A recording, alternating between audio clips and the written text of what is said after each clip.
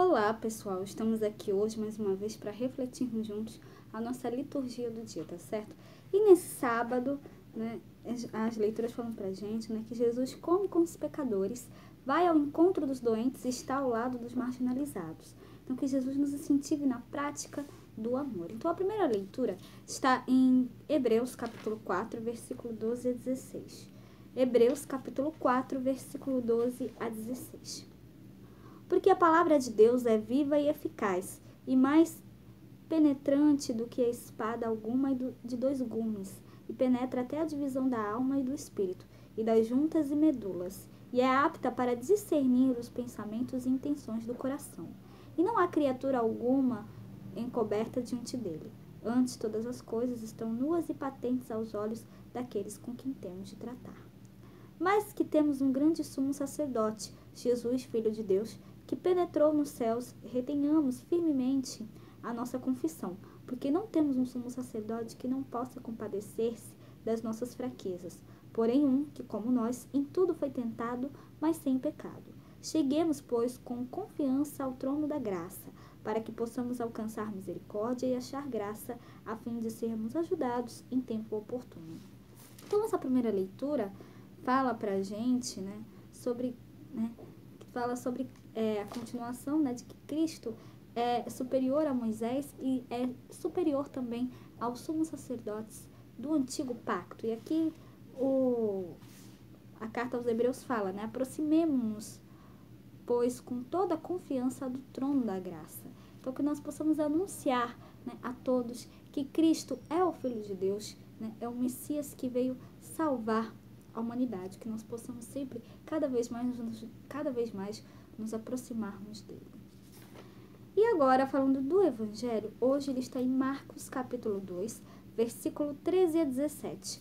Marcos capítulo 2, versículo 13 a 17.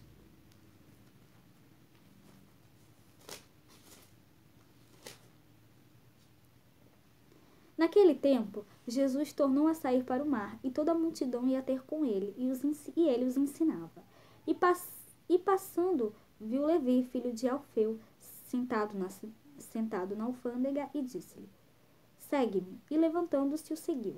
E aconteceu que, estando sentado à mesa em casa deste, também estavam sentados à mesa com Jesus e seus discípulos, muitos publicanos e pecadores, porque eram muitos e o tinham seguido. E os escribas e fariseus, vendo-o comer com os publicanos e pecadores, disseram aos seus discípulos: Por que come e bebe ele com os publicanos e pecadores?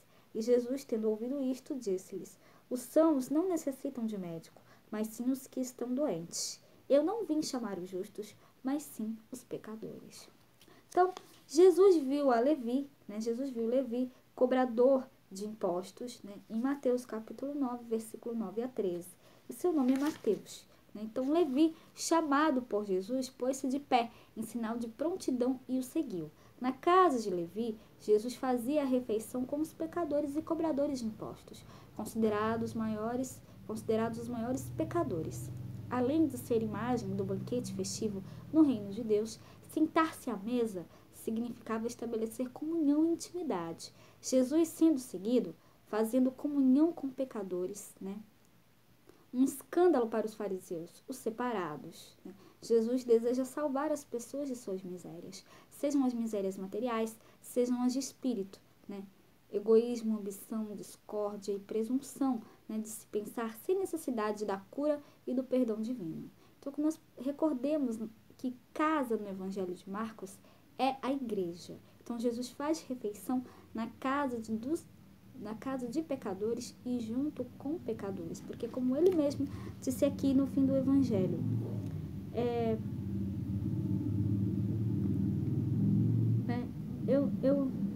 aqui no Evangelho ele fala, no fim do Evangelho de hoje, eu não vim chamar os justos, mas sim os pecadores. Então, que nós realmente possamos sempre cada vez mais nos aproximar de Cristo, tá certo? Então, era isso que eu tinha para falar para vocês hoje. Muito obrigada a todos por curtirem, por comentarem. Aqueles que só assistem mesmo também agradeço. Espero que vocês tenham gostado dessa reflexão de hoje. Espero encontrá-los todos aqui amanhã, domingo, se Deus quiser, para continuarmos refletindo cada vez mais as letras da Sagrada Escritura. Então, muito obrigada a todos e até a próxima, se Deus quiser.